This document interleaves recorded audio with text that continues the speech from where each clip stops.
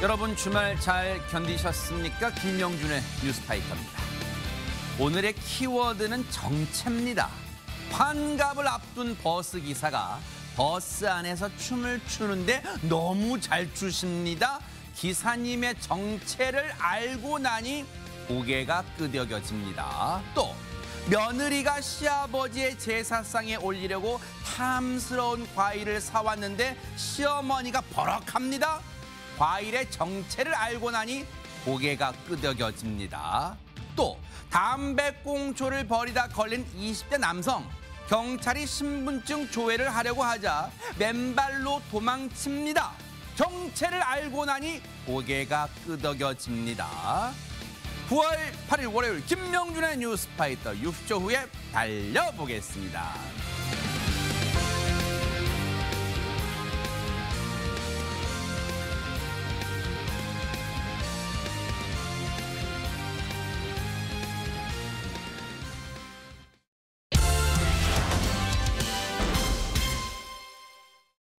김명준의 뉴스파이터 오늘 함께 하실 분들을 소개해드리겠습니다. 최진봉 성공회대 교수, 하재근 사회문화평론가, 문화일보 안진용 기자, 박성배 변호사, 그리고 허주연 변호사 이렇게 5분과 함께합니다. 어서 오십시오. 안녕하세요. 네.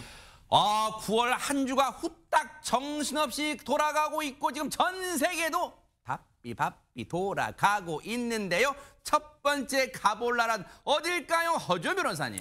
바로 문화강국 우리나라부터 한번 가보시죠. 네. 서울 한강의 밤하늘로 가보실 텐데요. 네. 이날은 유독 우리 서울의 밤하늘이 반짝반짝반짝 예쁘게 빛이 났다고 합니다. 네. 별들이 많이 보였을 리는 없을 것 같은데 뭐 때문에 이렇게 반짝거렸는지 영상 보면서 설명드리겠습니다. 뭘까요? 한강의 밤하늘을 빛낸 수천여 대의 드론이 만들어내는 장관입니다. 어머머머. 이번 드론쇼의 주인공은요. 세계적 열풍을 끌고 있는 영화 K-팝 데몬헌터스, 그러니까 캐대언 속의 김대현 씨가 아니라 캐대언이에요? 네, 캐대언입니다. 아하. 남산을 배경으로 주인공들이 저 진우 모습도 보이고요. 와. 주인공들이 라면 먹고 있는 모습도 아까 나왔고요. 어머나. 갓을 쓴 사람, 아까 진우 모습 지나간 거. 그다음에 영화 속 이런 장면들이 서울의 명소들과 만나서 새롭게 탄생했습니다. 네. 올가을 선선한 바람을 맞으면서 부는 즐거움이 쏠쏠할 것 같죠? 아하. 근데 진짜 안진용 기자님 요즘은 캐대헌이 대사라서 캐대헌 모르면 안 되잖아요. 그게 제 얘기를 하고 있어요. 지금 제가 몰라요. 캐대헌을. 네네. 모르면 안 되십니다. 그러니까요. 요즘 알아야죠. 네. 근데 캐대언 아는데 저 드론쇼는 몰랐다 하시는 분들이 계실 수도 그래요? 있어요. 저게 어제 뚝섬 한강공원 일대에서 벌어진 이 드론쇼입니다. 서울시가 봄과 가을에 진행하는 야간 관광 프로그램 중에 하나인데 어머나. 올가을엔 일명 이 캐대언의 인기에 힘입어서 캐대언을 주제로 한 드론 공연이 펼쳐지고 있습니다. 아니 그런데 어제 끝나서 이제 못 보는 거 아니야 할 수 있는데 그렇지 않습니다. 네? 아직 남아 있습니다. 그래요? 오는 13일, 20일, 26일 그리고 다음 달 18일까지 총 5차례에 걸쳐서 진행이 되니까 와. 어제 놓치신 분들 그 다음에는 꼭 가셔서 현장에서 이 즐거움을 만끽하시길 바랍니다. 대박 사건이에요. 진짜 어제로만 끝났으면 억울할 뻔했는데 진짜 이번엔 기로 메모해놓고 꼭 가보겠다 하는 생각하시는 분들 많으실 것 같아요. 자, 그런가 하면 또 어느 나라로 가볼까요? 하재근 평론가님. 예, 이번엔 미국으로 가보시겠는데요. 아하. 미국의 어느 고속도로에서 정말 보고도 믿지 못할 그런 아찔한 사고가 벌어졌다고 네? 합니다. 영상으로 보시면서 설명해 드리겠습니다. 네네. 당시 고속도로를 달리고 있는 차량 앞으로 뭔가가 슝 하고 날아가는 모습이 포착이 됐거든요. 저렇게 어머! 갑자기 날아갔습니다. 한 차량이 연기를 내뿜으면서 튀어올라서 차선을 가로지른 뒤에 추락한 겁니다. 세상에. 보고도 믿기 힘든 사고 장면에 이것을 목격한 블랙박스 차량 운전자도 경악을 금치 못했다고 하는데 네.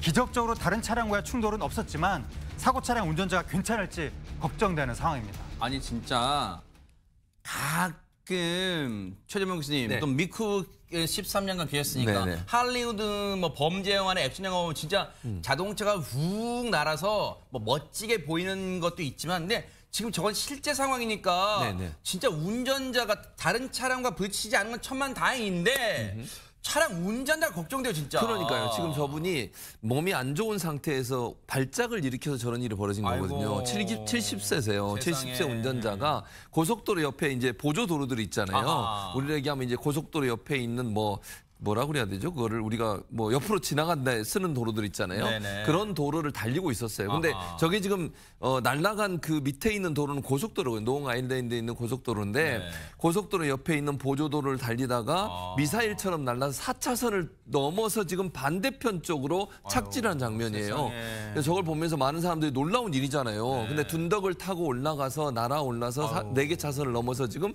반대편에 착지를 했다고 하고요.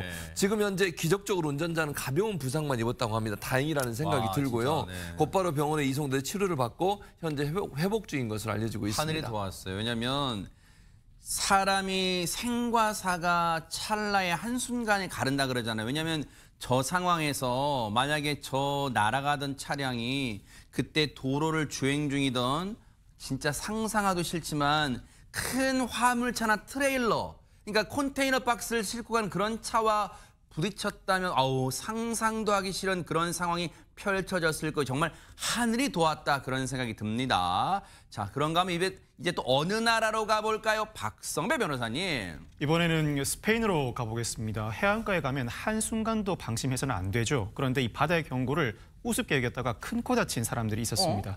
영상으로 확인해 보시겠습니다. 바다가 경고를 했다. 네. 이 섬으로 연결된 길을 따라 걸어가는 두 사람 보이시죠? 네. 그런데 그 옆을 보니까 파도가 매우 험한데 금세 덮칠 듯한 파도에도 두 사람 그냥 사이길로 걸어 들어갑니다. 그러다가 결국 두 사람 성난 파도에 휩쓸려서 흔적도 없이 사라지고 마는데요. 어떻게? 이를 지켜보던 사람들도 큰 충격에 빠진 듯한 모습입니다. 아이고 어떡합니까? 아이고 근데 지금 허주현 변호사님 우리가 파도가 집어삼킨다는 표현을 하는데 진짜 딱 그런 상황이잖아요. 지금 빨리 저 사람들 구조해야 되는 거 아니에요? 다행히 구조는 됐는데요. 저렇게 집채만한 파도를 보고도 그대로 걸어 들어가는 모습이 도대체 왜 저렇게 걸어 들어가는 걸까라는 생각을 갖게 합니다. 아하. 바다의 움직임이 정말 심상치 않았는데도 저렇게 뚜벅뚜벅 걸어 들어간 거거든요. 좀 무모해 보이기도 하는데요. 밀물이 가장 높은 해면까지 꽉 차게 들어오는 만조 때 통행이 금지된 길을 건너다가 발생한 사고입니다. 거대한 파도 우습게 봤다가 정말 큰 화를 당할 뻔했는데 아찔한 순간에 출동한 구조대원들이 구조에 성공을 했고요. 바다의 경고를 무시한 이들의 안타까운 최후 가끔 목격됩니다. 특히 우리나라에서도 이 차 몰고 갯벌에 들어갔다가 차가 침수되고 뭐 이런 사건들 벌어진 적이 있었거든요. 바다는 늘 우리보다는 항상 강하다는 생각하고 자연의 힘 앞에서는 좀 겸손해질 필요도 있어 보입니다. 근데 맞아요. 진짜 허주현 변호사님 맞는 말씀 해주셨고 네, 최재문 교수님. 저 상황은 저런 게 저 파도가 물의 수위가 낮아졌을 때 사람들이 지나다닐 때 파도가 덮치는 게 전날이 처음은 아닐 거란 말이에요. 그럼 보세요. 구조대원들이 재빨리 와서 구조를 하는 건 잘했어요. 그런데 그 전에 저기 안전요원 배치하거나 아니면 큰 경고판에서 절대 지나가지 마시오. 뭐 그런 게 있어야 우리나라는 좀 그런 걸 잘 해놓잖아요. 그렇죠. 그러니까 저게 만약에 지금 말씀하신 것처럼 경고 문구라든지 아니면 안전요원이 배치가 돼서 배치해야죠, 당연히. 들어갈 수 없는 곳이라는 걸 명시했으면 이런 사고가 발생하지 않았겠죠. 물론 저렇게 그렇다 하더라도 들어간 사람은 잘못도 분명히 있어요. 있죠. 그럼에도 불구하고 관리하는 측의 입장에서 본다고 하면 사고가 발생할 수 있는 위험성이 있는 지역이라고 하면 경고 문구든 아니면 누군가 안전요원을 배치해서 그런 사고가 나지 않을 수 있도록 조치를 취했다라면 저런 불행한 일이 나타나지 않지 않겠습니까? 그런 점에서 관계 당국이나 관련된 사람들은 반성할 필요가 있다는 생각이 듭니다. 안전요원 배치하고 크게 장비 필요한 거 없어요. 호루라기 하나만 있으면 되잖아요. 호루라기 하면 이게 들어가면 안 되는구나 알 수 있는 거잖아요. 좀 각별히 조심해 주시길 바랄게요. 그런가 하면 이번 또 어느 나라 가볼까요? 하재근 평론가님. 네, 인도로 가보겠습니다. 인도의 구루그람이라는 지역에 폭우가 쏟아졌는데 2시간여 만에 시내 곳곳이 물에 잠길 정도로 많이 쏟아져서 7km 구간 도로가 통째로 주차장이 돼버린 겁니다. 그때 한 오토바이 운전자가 나는 귀가는 꼭 해야 한다라는 일념으로 어떤 기발한 아이디어를 떠올렸다고 하는데 어떤 아이디어를 떠올렸는지 영상으로 보시겠습니다. 이 영상 보시면 주변에 도움을 받아서 머리에 오토바이를 이고 있는 남성의 모습이 보입니다. 바로 저 남성이 끝없는 교통체증을 견디다 못해서 결국 오토바이를 이고 집에 가기로 선택을 한 것인데 오토바이를 이고 가는 고생보다 교통체증에 갇혀있는 게 더 끔찍했던 모양입니다.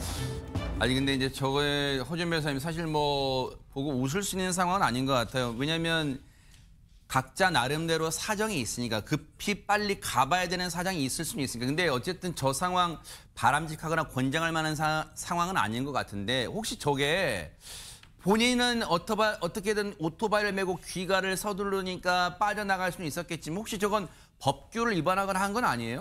지금 저 도로가 인도여서 어디인지는 정확하게 확인이 되지는 않지만 차들이 꽉 막혀서 서 있었다고 하니까 차도로 보이거든요. 네. 그 오토바이를 들어 올리는 그 순간부터 오토바이는 짐이 되겠죠. 그렇지만 짐을 들고 저렇게 무단횡단을 하게 된다고 하면 당연히 그 부분은 문제가 될 수 있을 거라는 생각이 네. 듭니다. 뭐 더 이상 운전하는 상태는 아니기 때문에 뭐 정해진 용법에 따라서 운전하지 않았다 이렇게 보기보다는 저걸 들고 무단횡단을 했을 때 어떤 교통법규 위반이라든가 아니면 안전사고의 문제 이런 것도 우리가 생각해야 될 것 같고요. 네. 개시 이틀 만에 이 장면이 온라인에서 정말 순식간에 퍼졌다고 하거든요. 네. 영상 본 누리꾼들이 재치 있는 댓글 단 사람도 있었습니다. 평소에는 오토바이가 이 사람을 집으로 데려다 주겠지만 오늘은 이 사람이 오토바이를 집으로 데려간다. 뭐 이런 글을 달기도 했는데요. 아무리 밀린다고 해도 저렇게 도로 한가운데에서 오토바이, 자전거 이고 지고 무단횡단하시면 안 될 것 같습니다. 네. 폭우 얘기 나온 김에 우리나라도 주말 사이에 폭우가 내린 곳이 기록적 폭우가 내린 곳이 있잖아요. 몇 군데. 정말 그곳의 주민분들 정말 힘내시고 빨리 그 침수 피해 복구되시길 또 기대를 해볼게요. 힘내시기 바랍니다. 자, 그런가 하면 또 어느 나라 가볼까요? 안진용 기자님. 네, 바삐 돌아가고 있는 또 다른 나라, 바로 이웃 중국입니다. 중국의 이 구이저우성 구이양시에서는 한 젊은 여성이 그야말로 슈퍼카를 박살내는 상황이 발생했다고 하는데 네? 어찌된 영문인지 영상 보면서 설명드리겠습니다. 뭘까요? 슈퍼카를 짓밟고 올라가는 한 여성. 어머머머. 그리고는 갑자기 차량 앞유리를 발로 쾅쾅 걷어차죠. 어머머머. 아직도 분이 안 풀린 걸까요? 자, 저 여성, 저 이후에 슈퍼차로 내려온 후에 이번에는 슈퍼차를 향해 가방을 휙 던지기도 하고요. 어머. 그야말로 삐까번쩍했던 슈퍼카가 순식간에 엉망진창이 되고 말았습니다. 아니 근데 저게 무슨 사연이 특히 두 사람 사이에 무슨 저간의 사정이 있었는지 모르겠지만 저게 무슨 짓을 하는 거예요? 설마 저거 요즘 뭐 SNS에 좋아요 때문에 하는 행동은 아닐 거 아니에요? 그건 아니고요. 네. 슈퍼카를 저렇게 막 엉망진창을 만드는 일, 그 이유가 또 황당합니다. 그 이유가 뭔지 아세요? 뭘까요? 옆에 남자 있었잖아요. 네네네. 그게 남자친구인데 그 남자친구가 다른 여자와 데이트하는 장면을 목격했기 때문이에요. 아유. 그러니까 소위 얘기해서 자기 남자친구가 다른 여자와 데이트하는 장면에 화가 나서 슈퍼카를 저렇게 엉망진창을 만들어 놓은 거고요. 네. 의리를 다 깼는데 네. 남자친구로 추정되는 남성이 말렸음에도 불구하고 여성은 아랑곳하지 않고 계속 저렇게 차를 부셨습니다. 아유. 이게 황당한 것은 여기서 끝나지 않습니다. 뭔데요? 저 차량이 일반적으로 생각하면 저 남성의 차량으로 이해할 수 있잖아요. 네. 그러지 않고요. 렌트한 차량이었습니다. 어허. 슈퍼카를 렌트한 차량, 그 차량을 저 여성이 자기 남자친구와 다른 여성과 데이트했다는 이유로 다 파손을 한 겁니다. 저건 이제 뭐 물어줘야 될 건데 근데 박성배 변호사님 쓸데없는 궁금증일 수도 있는데 간혹가다 우리나라에도 그런 경우가 왕왕 있었던 걸로 알고 있는데 정말 분에 못 이겨서 주차해 놓은 자기 차량, 그것도 특히 고가의 차량, 그걸 막 뭐 골프채 같은 둔기나 아니면 저렇게 뭐 벽돌로 내리쳐서 막 이 내리치는 경우, 자기 차라 하더라도 내리치는 경우 있잖아요. 근데 그건 죄가 아니에요. 자기 차량은 죄가 안 되는 거예요, 혹시? 단순히 자기 차량을 손괴하는 수준에 그친다면 그 자체는 재물손괴죄로 처벌하지 못합니다. 어허. 그렇지만 그 행동의 전후 사정에 따라서 예를 들어 자신의 자기 차를 망가뜨리는 행위 자체가 누군가를 향해 협박의 메시지를 전달하고 있다면 이때는 협박이나 상황에 따라서 업무 방해죄로 처벌될 가능성이 존재합니다. 어허. 즉 충분한 설명 가치를 가지고 그 행동을 보고 위해를 느끼는 사람들이 실제로 존재한다면 이때는 여타 범죄 성립 가능성이 높아지는데 기본적으로는 자신 차를 무자백에 부신다고 하더라도 형사처벌 대상은 아니라고 할 수 있습니다. 어허. 어쨌든 저런 행동은 진짜 볼썽사나운 행동을 하지 않기를 좀 기대를 해볼게요. 부탁드리겠습니다. 자, 지금 시각이 이제 6시 5분을 막 넘어섰습니다. 지금 여러분께서는 매일 오후 5시 50분에 방송되는 김명준의 뉴스파이터와 함께하고 계십니다.